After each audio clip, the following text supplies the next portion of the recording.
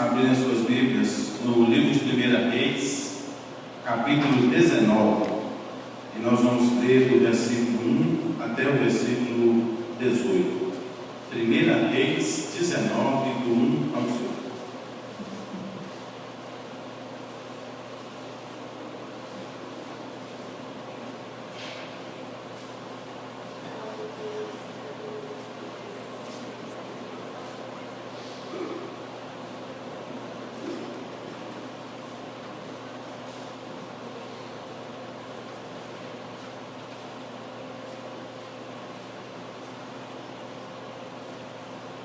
Eu vou fazer essa leitura e eu peço aos irmãos que acompanhem silenciosamente. Acabe fez saber a Jezabel tudo quanto Elias havia feito e como matara todos os profetas à espada. Então Jezabel mandou um mensageiro a Elias a dizer: faça-me os deuses como lhes aprouver, se amanhã, a estas horas, não fizer eu a tua vida como fizeste a cada um deles. Temendo, pois, Elias, levantou-se e, para salvar sua vida, se foi e chegou a Berseba, que pertence a Judá, e ali deixou o seu poço. Ele mesmo, porém, se foi ao deserto, caminho de um dia, e veio e se assentou debaixo de um zimbro, e pediu para si a morte, e disse: basta, toma agora, ó Senhor, a minha alma, pois não sou melhor do que meus pais. Deitou-se e dormiu debaixo do zimbro. Eis que um anjo o tocou e lhe disse: levanta e come. Olhou ele e viu junto à cabeceira um pão cozido sobre pedras em brasa e uma botija de água. Comeu, bebeu e tornou a dormir. Voltou segunda vez o anjo do Senhor, tocou e lhe disse: levanta-te, come, porque o caminho te será sobremodo longo. Levantou-se, pois, comeu e bebeu, e com a força daquela comida, caminhou 40 dias e 40 noites até Horebe, o monte do Senhor. Ali entrou numa caverna, onde passou a noite, e eis que lhe veio a palavra do Senhor e lhe disse: que fazes aqui, Elias? Ele respondeu: tenho sido zeloso pelo Senhor, Deus dos exércitos, porque os filhos de Israel deixaram a tua aliança, derribaram os teus altares e mataram os teus profetas à espada, e eu fiquei só, e procuram tirar minha vida. Disse-lhe Deus: sai e põe-te neste monte perante o Senhor. Eis que passava o Senhor, e um grande e forte vento fendia os montes e despedaçava as penhas diante do Senhor. Porém o Senhor não estava no vento. Depois do vento, um terremoto, mas o Senhor não estava no terremoto. Depois do terremoto, um fogo, mas o Senhor não estava no fogo. E depois do fogo, um cício tranquilo e suave. Ouvindo, Elias envolveu o seu rosto no manto e, saindo, pôs-se à entrada da caverna. Eis que lhe veio uma voz e lhe disse: que fazes aqui, Elias? Ele respondeu: tenho sido zeloso em extremo pelo Senhor, Deus dos exércitos, porque os filhos de Israel deixaram a tua aliança, derribaram os teus altares e mataram os profetas à espada, e eu fiquei só, e procuram tirar minha vida. Disse-lhe o Senhor: vai, volta ao teu caminho para o deserto de Damasco, e em chegando lá, unge a Azael, rei sobre a Síria, a Jeú, filho de Nizi, ungirás rei sobre Israel, e também Eliseu, filho de Sefate, de Abel-Meloá, ungirás profeta em teu lugar. Quem escapar à espada de Azael, Jeú o matará. Quem escapar à espada de Jeú, Eliseu o matará. Também conservei em Israel 7.000, todos os joelhos que não se dobraram a Baal, e toda boca que não o beijou. Amém. Ó Deus, nós queremos te louvar, Senhor. Queremos te agradecer pela tua palavra. Queremos agradecer ao Senhor, Deus, porque ela mesma diz que é viva e eficaz. E nós clamamos a ti, Deus, que a eficácia desta palavra, escrita há mais de 3.000 anos, venha ser em nome do Senhor Jesus Cristo. Ó Deus, nós pedimos a direção, a iluminação do Teu Espírito Santo. Sabemos, Pai, que nada temos a oferecer, nós dependemos do Senhor, nós carecemos em tudo da Tua graça e da Tua misericórdia. Deus, visita-nos nesta noite e fala ao nosso coração através da Tua palavra, em nome de Jesus. Amém. Irmãos, esse texto que nós acabamos de ler, nós poderíamos falar de muita coisa que ele nos ensina.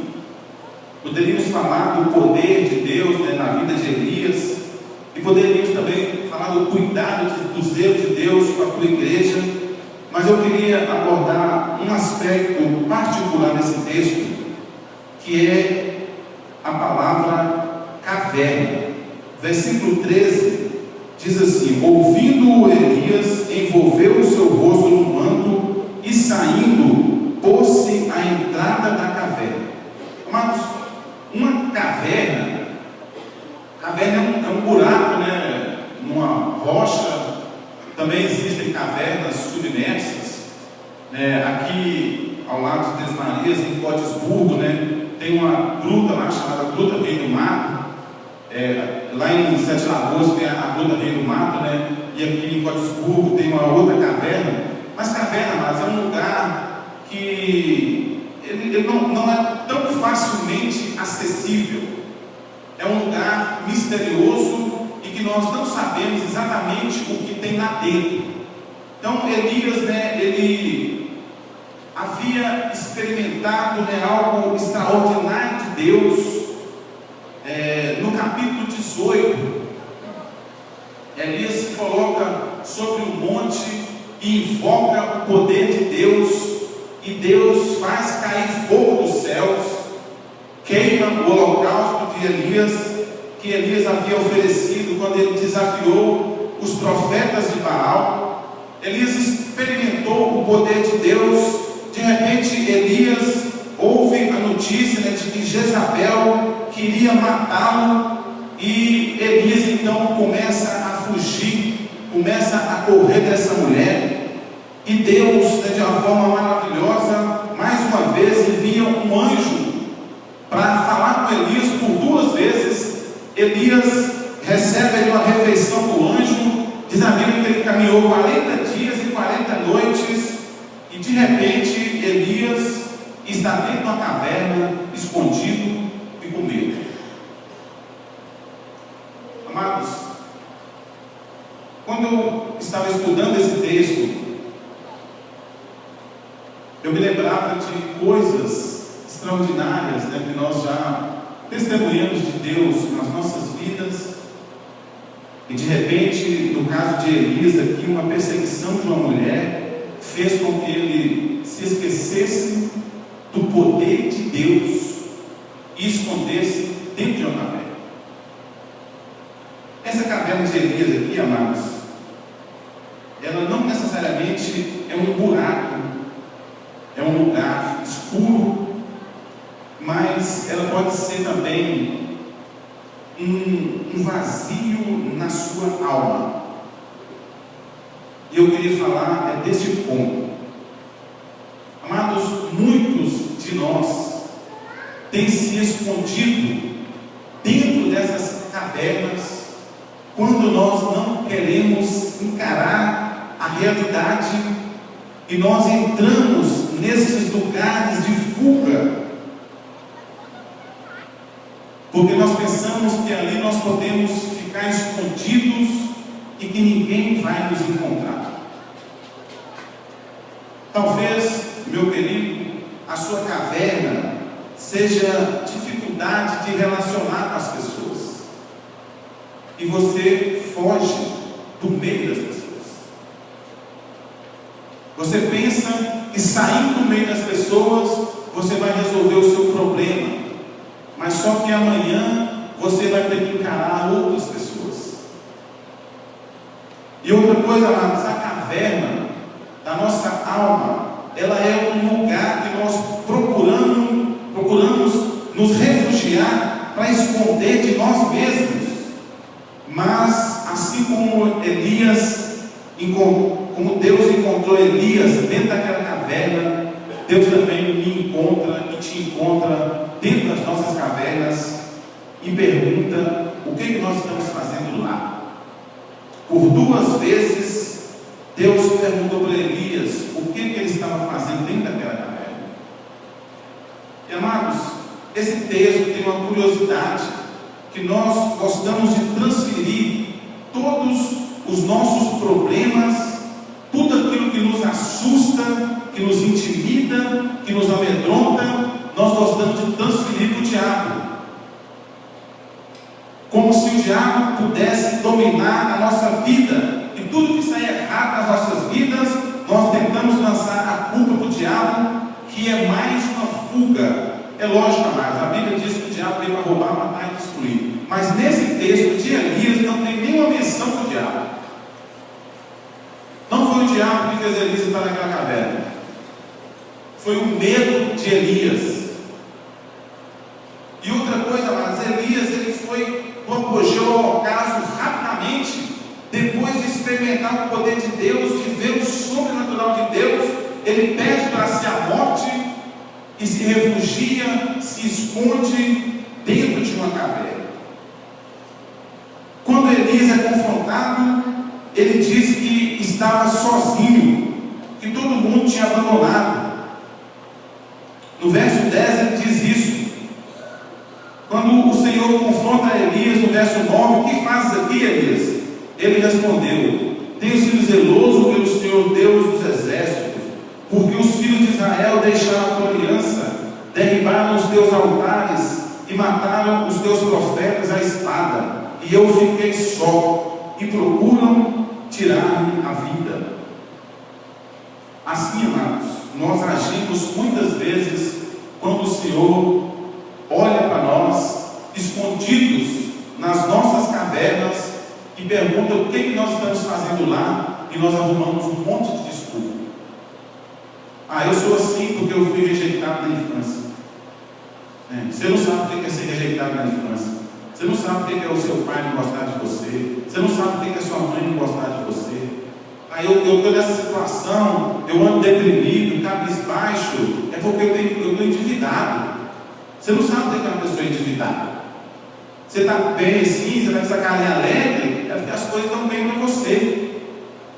E o fato, amados, é que nós nunca olhamos para a nossa realidade e dizemos: eu estou assim porque eu sou medroso, porque eu estou com medo. Amados, Deus, Ele não aceitou a justificativa de Elias. Elias deu a mesma resposta no versículo 10 e no versículo 14, Elias respondeu a mesma coisa, mas Deus não aceitou a resposta de Elias, como Deus também não aceita a minha e a sua resposta. E amados, nesse texto, Deus dá algumas ordens para Elias, para instruí-lo a sair daquela caverna e a fazer aquilo para que Deus o havia chamado.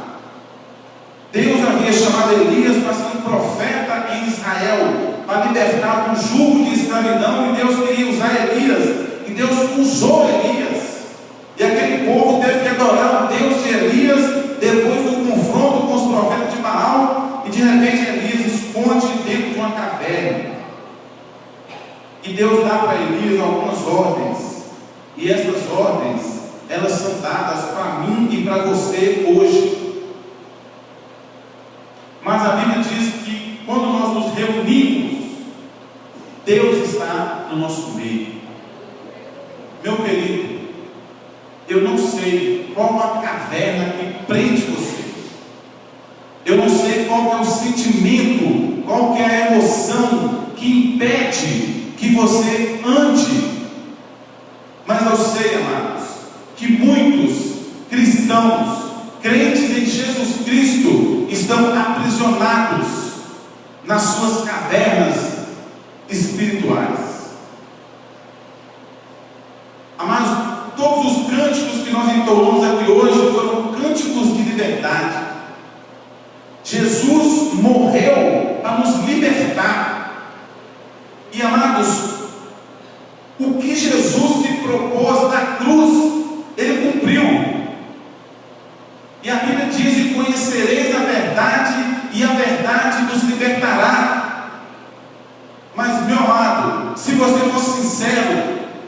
seu coração, você vai ver que apesar de tudo isso, apesar da vitória de Cristo na cruz, nós ainda caminhamos aprisionados, ainda estamos presos, e não são poucos aqueles que estão no nosso meio que não conseguem andar, porque esconderam dentro de uma caverna na sua mente e preferem a fuga, preferem fugir do que enfrentar a realidade.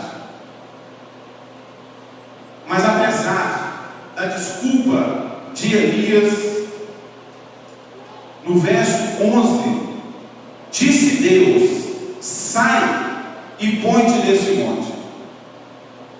E Deus está falando para você hoje, meu querido, se tem alguma coisa prendendo você, não é o diabo. A sua mente, o seu medo está prendendo você, e Deus está dando uma ordem hoje: sai da sua prisão. Você tem que sair, meu amado, porque Jesus já libertou você. Você não pode aceitar a intimidação do diabo. O diabo já está julgado e condenado, está reservado para ele e para os seus anjos um lago de fogo. Mas nós, amados, fomos livres, fomos libertos, mas nós temos que entender isso e tomar posse da libertação que Cristo proporcionou a cada um de nós. E Deus está dizendo para você, meu irmão, como ele disse para Elias: sai, a caverna não é seu lugar. Caverna é lugar de medrosos. E Deus não nos chamou para sermos medrosos. Deus não nos deu espírito de medo. No livro de 2 Timóteo, capítulo 1, verso 7, diz assim: porque Deus não nos tem dado espírito de covardia, mas de poder, de amor e de moderação. Então, meu irmão, receba essa palavra. Deus não criou você, Deus não te alcançou com a sua graça, Deus não sacrificou o seu filho para libertar você, para que você viva intimidado, que você não tenha coragem de olhar para a vida de frente, de encarar os seus medos, as suas fragilidades. Amados, não adianta nós escondermos. Deus vai nos alcançar aonde nós estivermos e vai nos perguntar, assim como ele perguntou a Elias: o que você está fazendo aí? E Deus está te perguntando hoje, meu irmão, o que você está fazendo aí? Por que você está preso? Por que você está dentro de uma caverna? Por que você criou algo na sua mente para que você se refugie, ao invés de encarar a vida de frente, ao invés de enfrentar a realidade? E talvez, meu querido, você está se esquecendo como Elias. Será que Elias pensou que caiu fogo do céu pelo seu poder? Eu não creio nisso, amados. Eu creio que Elias sabia que caiu fogo do céu pelo poder de Deus, e que se Deus fez cair fogo do céu para que Deus fosse honrado através da vida de Elias, não haveria por que ele se esconder, intimidar, amedrontar, porque uma mulher havia ameaçado tirar a sua vida. Elias desejou a morte. E talvez, meu irmão, Deus está fazendo coisas extraordinárias na sua vida. E coisas extraordinárias não são só coisas grandes. Aliás, coisas grandes não significa que nós nos aproximemos mais de Deus. E no capítulo 18 diz exatamente isso. 450 profetas oraram para o seu Deus e nada aconteceu. Elias orou para o Deus verdadeiro e caiu fogo do céu e queimou a água. Diz que tinha um medo, ele cheio de água, queimou a água, o fogo. E de repente, passa pouquinho tempo, Elias se esconde dentro da casa. Isso, amado, nos ensina que não adianta você ficar buscando coisas sobrenaturais, pensando que isso vai fortalecer a sua fé. Não fortalece. Não fortalece. Senão Elias tinha, a hora que ele recebeu a ameaça, ele tinha ido na casa de Jezabel. Mas ele saiu correndo e fugiu. Porque não são coisas extraordinárias. Então Deus diz para Elias: sai da caverna. aí não é o seu lugar. Mas Deus diz uma segunda coisa. Deus diz para Elias: suba ao monte, verso 11, parte B, põe-te neste monte perante o Senhor. Então, amados, além de nós não ficarmos escondidos na caverna, além de você não aceitar que a sua mente prenda você, além de você não querer transferir isso para o inimigo, que é mais fácil, amados. É mais fácil nós jogarmos a responsabilidade para alguém, assim como Elias fez. Eu fiquei sozinho, eu fui abandonado, e agora eles querem tirar minha vida. Às vezes nós fazemos isso. É mais fácil você transferir responsabilidade do que você encarar a realidade de frente. Mas você tem que subir um monte perante o Senhor. A presença de Deus é o lugar aonde nós devemos estar. Um monte, amados, pode ser um monte, mas também não precisa ser um monte. No livro de Mateus, capítulo 6, verso 46, diz assim: tu, porém, quando orares, entra no teu quarto e fechando a porta, orarás a teu Pai que está em secreto, e teu Pai que vem em secreto te recompensará. Você tem que ter um lugar, meu amado, de oração, um lugar que você se coloca na presença de Deus. E Jesus fazia isso, amados. Jesus, por diversas vezes, nós encontramos Jesus saindo para orar, e Jesus às vezes ia no monte para orar. E nós precisamos orar, meus queridos. Nós precisamos orar. Nós temos que sair da caverna, sair da prisão. Mas o recurso que nós temos é subir ao monte, é nos colocarmos na presença de Deus. Elias viu um forte vento, depois um terremoto, logo em seguida um fogo, e o Senhor não estava em nenhum deles. Mas quando surgiu um siso tranquilo e suave, uma brisa leve, Deus falou com Elias. Nós não precisamos, amados, de coisas sobrenaturais para vermos a mão de Deus agindo nas nossas vidas. A cada manhã, meu Deus, quando você acorda, é algo extraordinário de Deus.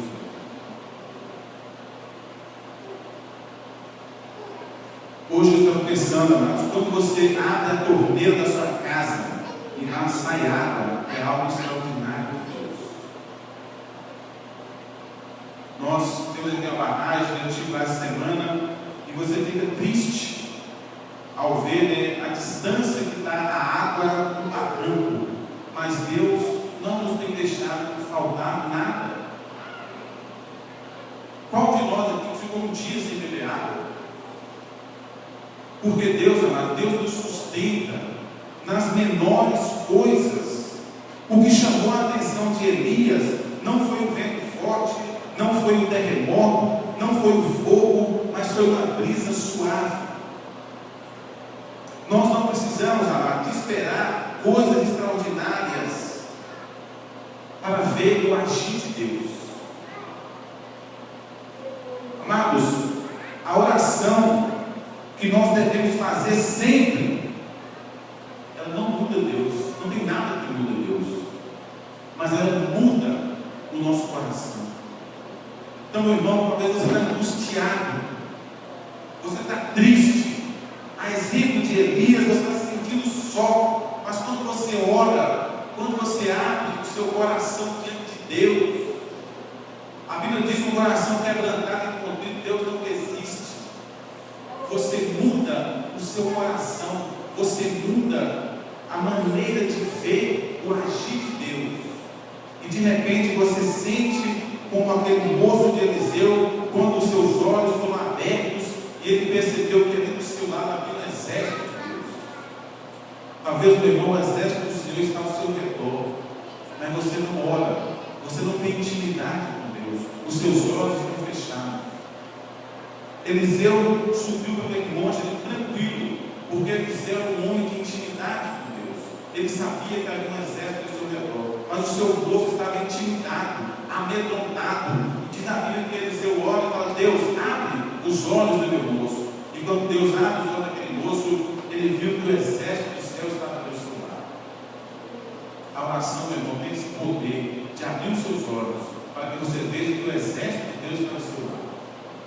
salmista Davi,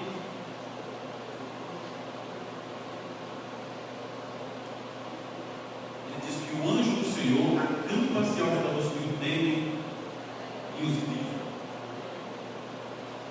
Irmãos, Maria recebeu a visita de um anjo, Gideão recebeu a visita de um anjo, Balaão recebeu a visita de um anjo, Elias recebeu a visita de um anjo por 2 vezes. A Bíblia diz, amados, que os anjos são ministros a nosso favor. Quando nós oramos, amados, Deus pode abrir os nossos olhos e nós podemos ver que Deus está ao nosso lado, que Deus cuida de nós, que Deus jamais nos desampara, assim como Ele diz na sua palavra. Mas nós temos, amados, que sair da caverna e temos que nos colocar no monte perante o Senhor, através da oração, para que nós possamos experimentar o agir de Deus. O anjo do Senhor acampa ao redor dos que o temem e os livra. A intimidade do Senhor é para aqueles que o buscam, aos quais Ele dará a conhecer a sua salvação.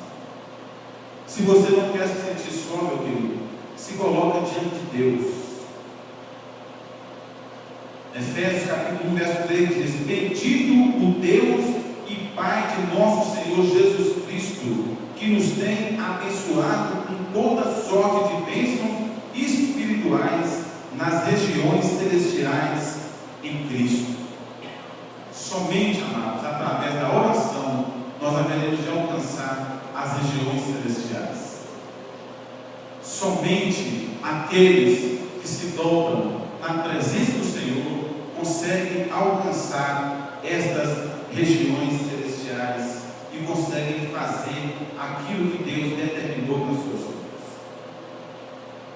O verso 15 e 16 do texto que nós lemos assim: disse-lhe o Senhor, vai, volta ao teu caminho para o deserto de Damasco, e em chegando lá, unge a Azael, rei sobre a Síria, a Jeú, filho de Nisri, ungirás rei sobre Israel, e também a Eliseu, filho de Safate, de Abel-Meloá, ungirás profeta em meu lugar. Amados, Elias, por medo, fugiu do deserto.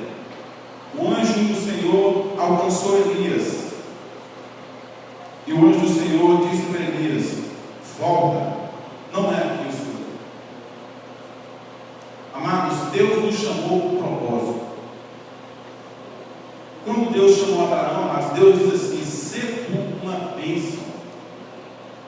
E Deus chamou a mim e a você e nos diz o mesmo: sê tu uma bênção. Deus não nos chamou para fugir, mas Deus nos chamou para abençoar pessoas. Esse, meu querido, é o meu papel e o seu papel como igreja. É por isso que não há lugar para nós em caverna, escondidos. Nós somos chamados para semear as boas novas. E Deus deu a ordem para Elias: Elias, você vai voltar agora, porque você é profeta, você vai ungir 2 reis e vai ungir o profeta no seu lugar. Elias foi e ungiu Eliseu no seu lugar. E Deus chamou a mim e a você, meu querido, para discipular, para fazer discípulos, para levantar pessoas. Deus não nos chamou para ficar caídos, deitados, reclamando, lamuriando. Deus nos chamou para nos posicionarmos e para abençoarmos pessoas. Sê tu uma bênção, meu Deus. Aonde você estiver, sê tu uma bênção. Foi para isso que Deus te chamou. Deus quer, amados, que nós sejamos abençoadores. E Deus falou isso para Elias: Elias, o que eu fiz na sua vida, assim como você se colocou diante daqueles 450 profetas, e você os desafiou, e você clamou aos céus, e eu derramei fogo do céu para te honrar. Eu quero que você seja uma bênção. Eu quero que você saia desse deserto e volta para lá e vai ungir pessoas para continuar essa obra. E Deus chama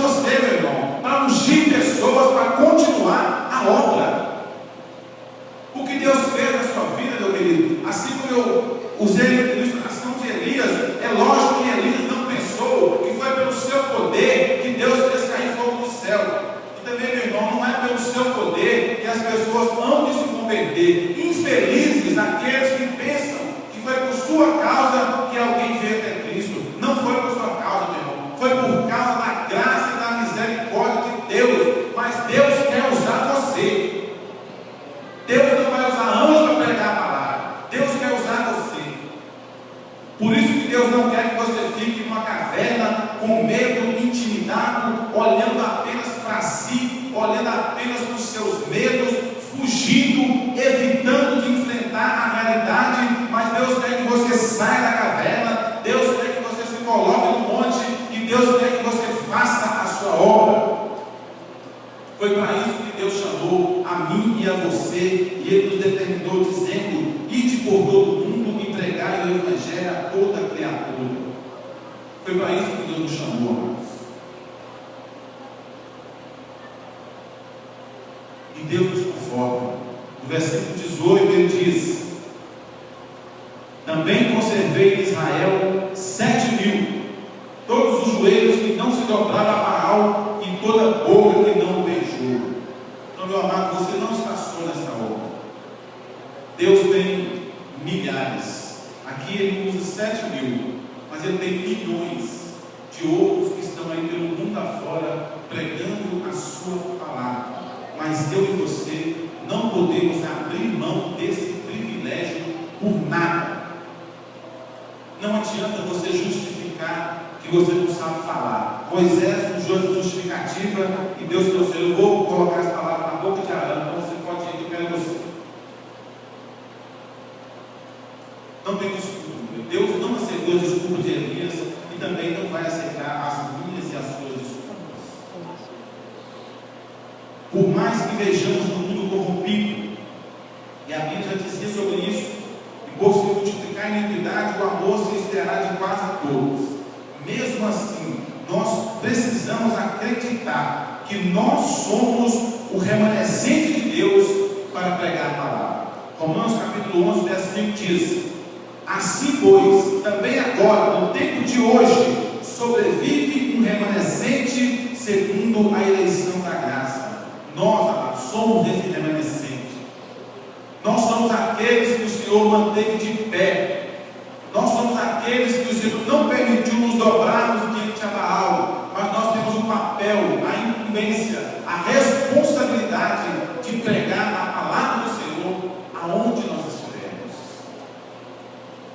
Quando as crises chegarem, não fuja, não se esconda na caverna, não se justifique, mas se coloque diante de Deus. Suba no monte de Deus através da oração e seja um profeta de Deus para alcançar os escolhidos do Senhor. Ensinando-vos a guardar todas as coisas que vos tenho ordenado, e eis que eu estou convosco todos os dias até a consumação do século. Não tema, meu querido, não se intimide. Não deixe o medo tomar conta de você. Jesus prometeu que estaria conosco todos os dias até a consumação do século. E todo aquele que tiver deixado casas, ou irmãos, ou irmãs, ou pai, ou mãe, ou mulher, ou filhos, ou campos, por causa do meu nome, receberá muitas vezes mais e herdará a vida eterna. Então, amados, Jesus também promete uma recompensa para aqueles que se dispõem a ir e pregar a sua palavra. Uma recompensa no presente século e também a vida eterna. Que Deus, meu querido, te ajude a sair da caverna. Aliás, Ele está te ajudando agora. Sai da tua caverna. Foi isso que ele disse para eles: se coloquem sobre o monte e obedeça ao chamado de Deus para a sua vida. E Deus haverá de honrar você e você vai experimentar algo de novo na sua vida. Amém? Ó Deus, nós queremos te